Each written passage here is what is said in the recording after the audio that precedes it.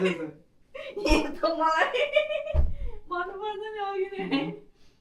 मलाई भएर बस्थेँ नि मुख धोएर आउनु लाग्थ्यो म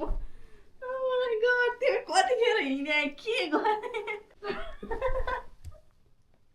केक काटेर कस्तो क्युट केक काटेर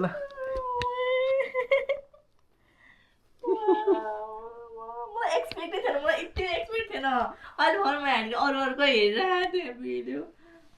ठिक छ त thank you oh my God एक्सपेक्टै थिएन नि मलाई यति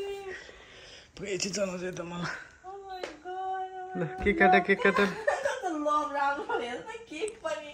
अँ Oh my god, मलाई यति पनि एक्सपेक्ट थिएन यार